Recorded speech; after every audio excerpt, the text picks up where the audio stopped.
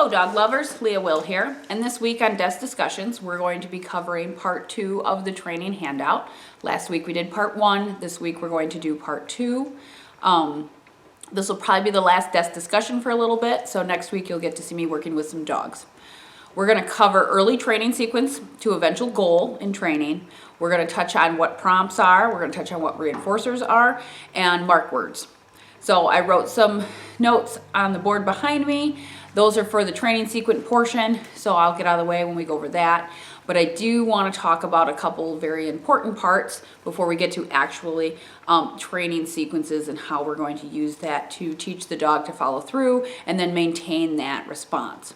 So we're going to talk about mark words.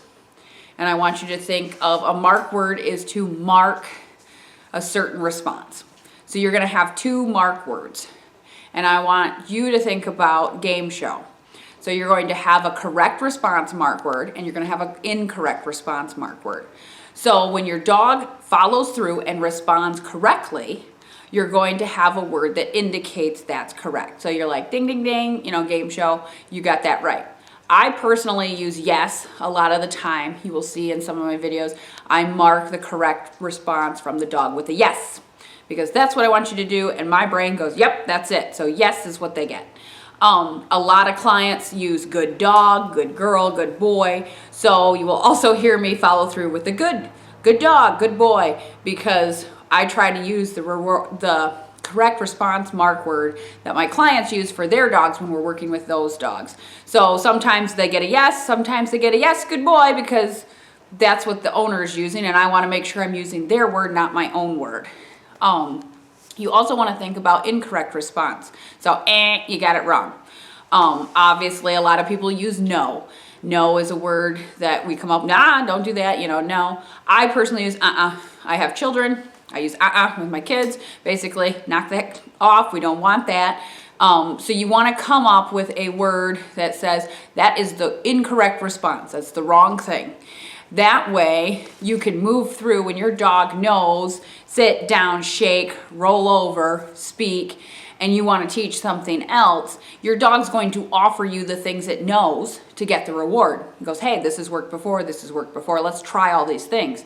So by doing a correct response mark word and an incorrect response mark word, you can communicate to your dog as they offer you behavioral responses, yes, that's what I wanted, and then you can follow through with your reward, or that's not it, that's not it. And so they know, okay, they didn't want the shake. They didn't want the down. It's something else, and they will keep trying. So you have a dog that wants to engage in learning and follow through on what you want because, oh, that's wrong, but you're not adding anything that makes the dog uncomfortable or nervous and then kind of shut down and not want to respond to figure out what the training or the response is that you want. So you want to come up with a correct response word, mark word for that, and an incorrect response mark word. And then if there's multiple people in your household, write it down, put it on your fridge, something so everybody in the house is using the same words so you don't confuse your dog. I want you to think of training as a foreign language. You are teaching your dog a foreign language. Your dog does not understand English until we teach them English. That's why you can teach your dog German. You can teach your dog Spanish commands, French commands. It doesn't matter the words you're using as long as you show the dog that this specific word means this response. So if you think you're teaching your dog foreign language, then you're not going to get as frustrated because you know that sit means sit, but your dog doesn't know that sit means sit. You need to show them the word sit. The cue sit means put your butt on the ground. If you think about it in that approach, I feel like people approach training in a more relaxed, positive manner instead of getting frustrated and being, heck with it, done, dog's not getting it. So as we think about teaching our dog a foreign language, and we have our mark words, yes, and we're ready to start. Now, when we start working with our dog, we're going to have a few different tools in our belt. You want to come up I usually have clients in class have a reward scale. So I actually give them a paper scale that has low value items to high value items, and their homework is to take that scale home and work with their dog to figure out what their dog finds valuable and then where it falls on the scale. So I have some dogs that are big foodies. Food is their favorite. So at the low end is their kibble. They'll do sit and down in the house, no distractions for kibble. That's awesome. Now we go out to the park and we see another dog. We may not get a sit for a piece of kibble because that's a low value item. Where if I have a hot dog or a piece of jerky, I might get a much better response even with the extra distractions because now that value item is higher on the scale. So I want you to think about if you have a food-oriented dog, food is your friend. You can go, I usually think of it kibble, hard biscuits, softy chew treats, jerkies. You get up hot dogs, cheese. That's when you're getting into the big item area, the big value. Also, there are dogs that are super toy-oriented. Tennis balls, ropes, tugging. Some dogs prefer the toy interaction versus treats, and that ranks higher. Maybe they do like treats, but it's a lower value, and toys, tennis balls are a higher value. Well, you want to figure out, do toys fall on the scale? And if they do, where do they fall? A lot of times I'll tell people, take a tennis ball, hold out a biscuit, throw the ball. Does the dog stay for the biscuit or does the dog go after the ball? Now you know what ranks higher. If the dog goes after the ball, okay, what if I hold a piece of hot dog and throw the ball? Does the dog still go after the ball or does the dog want the hot dog? Then you can see, okay, maybe the ball's in the middle. Hot dog trumps ball, but ball trumps biscuit. Or maybe ball trumps all. I have some dogs that you throw that ball, it doesn't matter what you have in your hand food-wise, they're going for the ball every time. So that is a high value thing. Petting can also be an item of value, and it falls differently for every dog. I've had some dogs, they like petting, but as soon as distractions go up, petting goes down in value, not worth it. My youngest shepherd, well, you'll probably see lots of videos of him because I do a lot of work with him. Petting is his highest value. He becomes anxious in certain stressful situations, and he won't take treats. He's too stressed, he's too nervous for treats. He does, however, enjoy petting. So then we save petting, especially if petting from mom, for moments in time and training exercises where he is too stressed for treats, but we are working through something and we want some follow-through behavior, and so he gets a nice pet. For him, that is a great reward. Now, like I said, other dogs, they'd rather have a piece of hot dog, a tennis ball. Petting, not really that valuable. So you need to figure out for your specific dog what is valuable and where it falls. So everybody's different. So that's why I have a blank scale and you go and you do it. So once you figure out what your dog finds valuable, we have our mark words and we want to get started on what we're doing. A lot of people, because remember foreign language, want to say, okay, I'm going to teach my dog sit. And then I'm going to tell my dog to sit. So that's your cue. You're going to sit and that's your cue word. So people tell their dog to sit and then they work on trying to get their dog into the sit position so that they can reward it. I don't put the cue words in initially because to me, I want the dog to know the response I'm asking for, and then I will tell them what that response actually has a word that goes with it, and that's what that is. So usually I will try to prompt the dog or lure the dog into position and then reward that position. So they respond by putting their butt on the ground. Yes, mark that with correct response, boom, treat. We do that a few times. Luring, using my treat to lure, usually you wipe the nose, push it back over the head a little bit, the dog falls back, sits on its butt. I would say 90% of the dogs respond really well to that one. You get a couple that you got to do some other tricks with, but they sit back, they sit down. Now, I didn't cue them at any way except for luring them with my prompt into the sit position. They do it, yes, that's what I want, treat. Do that a couple of times. Now the dog just is assuming that I want them to sit and go into the sit position. So I don't even have to get to luring them. They're already going to jump the gun and sit. Perfect. That's what you want. That's when you add your cue word. Okay, so the dog knows how to do the response. Now let's tell them that that response means sit. And so then as they're going back into the sit position, I cue it, sit, yes, reward. So now I'm adding a word and they go, oh, sit is this, putting my butt on the ground. And every time I do that, I get paid for it. Well, awesome.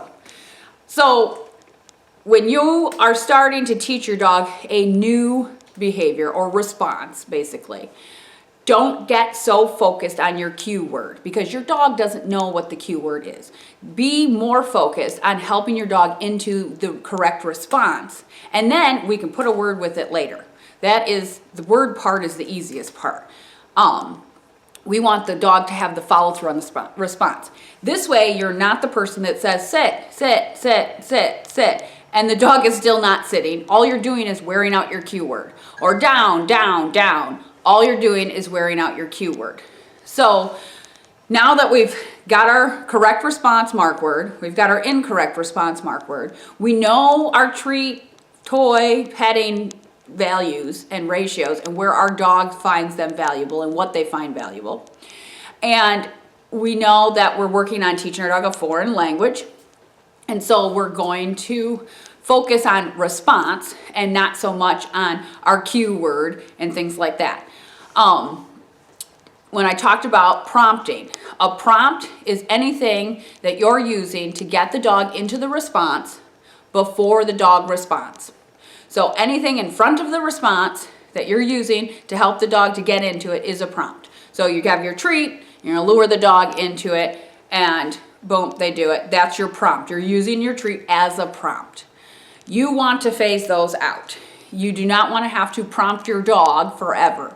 So we use it to help the dog understand what the response is that we would like them to do. And then you're going to phase your prompt out and put your cue word in. So this way, you're not luring your dog into the sit. You can just say sit and the dog does it. Reinforcers are what you give the dog after the response. So prompts are before the dog responds. Reinforcement is after the dog responds. So the dog sat. That is what you wanted. You mark it with your word. Yes, good boy. And then that treat that you used as a prompt now becomes a reinforcer. Boom, they get it. They get to eat it. Great. They go, ooh, good feely things. Happy day. Now, your reinforcers, you want to follow through 100% of the time when you're teaching the dog something new. This is where people start to get frustrated or they start to phase because nobody wants to have treats all the time. Nobody wants to carry their tennis ball around all the time. So you have to realize that in the beginning, when you're teaching your dog to do something new and we want it to become an automatic response, we need to pay out, pay out, pay out, pay out. We want to make it worth the dog's time. If you went to work and nobody paid you, you probably would stop going to work. So think of it this way. If you want your dog to work for you, you need to pay out initially. Now, as the dog is not thinking about what sit means and how to sit, when they go, oh, I can do that, boom, sit. Then you're going to start to phase out your reinforcement as far as the treat, the toy. You could keep petting. I mean, you always have your hands. That's up to you. But you could phase the petting out. And you're always going to use your mark word because your mark word will become your secondary reinforcer. So you've paired it with treats, you've paired it with toys, you've paired it with petting. And now when you say yes, your dog's brain goes, ooh, good feelings. That's when you can start to phase out your treats or the primary reinforcer for that particular behavior. So if your dog knows sit and they know sit really well, they always boom, boom, boom, do it, no problems. Okay, I can start to phase out my treat giving randomly with that particular behavior as the sit.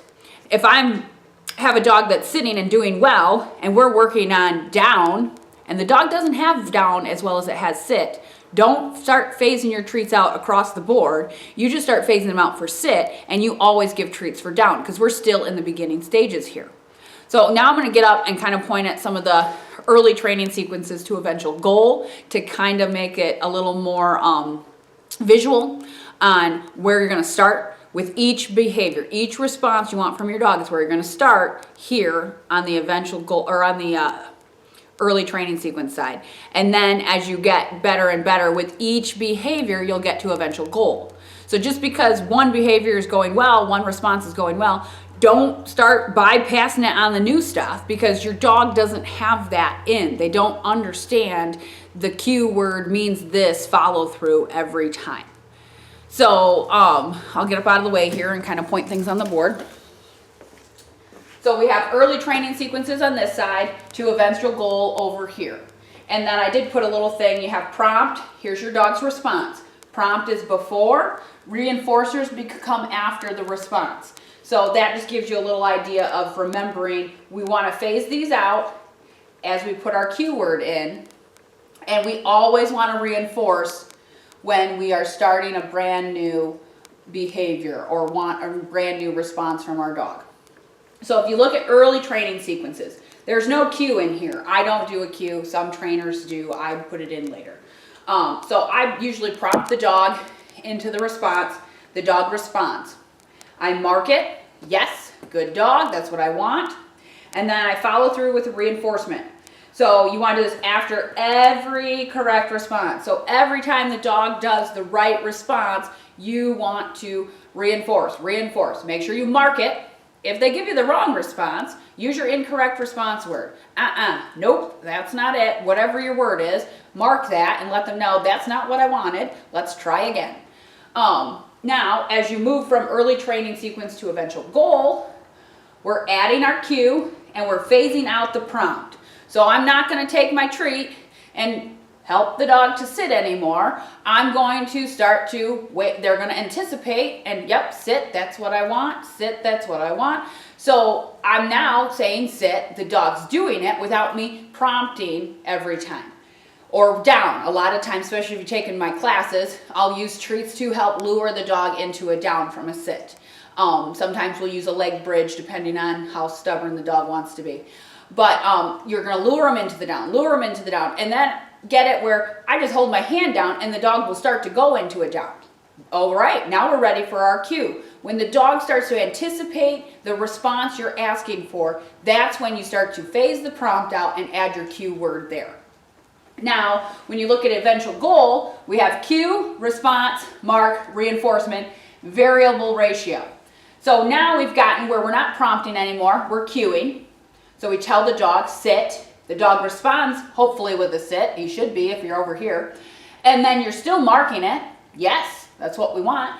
And now our focus in eventual goal is to phase out the treats, phase out the ball. So the dog becomes reliant on its human as far as the positive good feelings, the good follow through, and you don't have to have a ball to show the dog to get them to do what you want. You don't have to have a treat to show the dog to get them to do what you want. Training tools are for aids. Treats, balls, those become aids in training. You don't want to be reliant on them in the long haul. You want to work it so that you can cue the dog and they follow through and they enjoy it and they want to do it, and that's awesome. So when we talk about variable ratio schedule, what is that? That's going to be probably the finishing point here for this video. Variable ratio schedule, I want you to think percentage. You are going to start every response with 100% reward. So we're rewarding 100% of the time after the dog does the correct response. Now our dog knows how to do it because they're going to also expect to get that treat for sitting. And we are going to start to phase it out. So variable schedule means that you're phasing out your primary reinforcer. You're still using your word, yes, good dog. You're still using the correct response mark word, because that becomes secondary reinforcer, and we're going to use that to just indicate that you did it right and that's what I wanted. Now, as you're phasing out your primary reinforcer, you want to think percentage, because you're going to do 100% of the time, and then you're going to back it off to, all right, I'm going to reward 95% of the time and not 5% of the time. Now I'm going to reward 85% of the time and not 15% of the time. So you slowly back it off, and then you get down 50-50, and then you go the other direction. All right, so I'm going to reward 25% of the time, and I'm not going to reward 75% of the time. I want you to think percentage, because if you get into repetitive training with your removal, like people do every other one. Well, okay, my dog knows sit, so I'm gonna only reinforce every other sit. I'm gonna still tell them good job when they sat, but then every other sit. Your dog is smart enough to pick up every other sit. And as soon as you veer off of that schedule, they go, whoa, whoa, whoa, wait a minute, I'm not getting paid enough. It'd be like if you were getting a certain hourly rate and then it went down a good chunk and you noticed that went, not really excited about that, that's a problem. And then you saw it go down again. Oh, now you're not working. You're going to find a different job. You're going to move on. You're not going to let your employer, dock your pay that much that fast. Now, if say they took off a penny and then they took off 5 cents, you might not notice that you're getting paid less until you get a long-term look at it and go, wait a minute, I'm losing money here. So you want your dog to not be able to stay on par with what you're doing. So you want to be able to phase that out slowly and randomly. So I do often, so that I stay random as possible, I'll think, okay, I'm going to do 5 sits. We're going to work on 5 sits. And I'm going to reward first, second, and fourth. And then I'm not going to reward third and fifth for that 5 sessions. So that's great. We'll do something else. We'll come back. All right, now we're going to do sit again for 5 more sessions. But this time, I'm going to reward, not reward, reward, reward, not reward. So now, my every 5 sessions is different on when I'm rewarding for which sit and which one I'm not. So it makes it random for the dog. Otherwise, us as people a lot of times fall into consistency and we'll have a pattern that the animal will pick up. So to prevent having a pattern that your dog can get through and go, I don't know, I think I'm getting cheated here. You want to make it as random as possible. But that's for behaviors the dog does, and I say 99% of the time, because they're dogs, just like people. They're not 100%. We don't follow through 100% of the time, so I don't expect my dog to follow through 100% of the time. I expect follow through, and I expect good follow through, but sometimes they have a bad day. Sometimes there's something else that is just not going for them, and they may not immediately sit for you or immediately do a down, and that's okay sometimes because they're living things just like we are, and they kind of need a break once in a while. But you want to be consistent and really, really focus on rewarding the response, marking the correct response for your dog when you're asking things, and then putting your cue words in. As you move along to eventual goal, then you focus on phasing out your primary reinforcer. So that's what I'm going to leave you with today. And next week, you'll get to see me work with a dog, and we're going to put in a lot of the early training sequence stuff so that you can see how we're doing it for specific commands. Each video will probably cover a different command. And then I'm going to try to do first part of the video to go over the command, touch on that, and then as we go through, you'll get to see another dog who already knows how to do it without prompting and doing all the follow through of the early training sequence stuff. And you can see the eventual goal dogs. So I try to give you both ends to see how you're working with one dog to get to where you are with the dog that already knows what it is. So if you enjoyed this, please subscribe to the channel, and we will see you next week.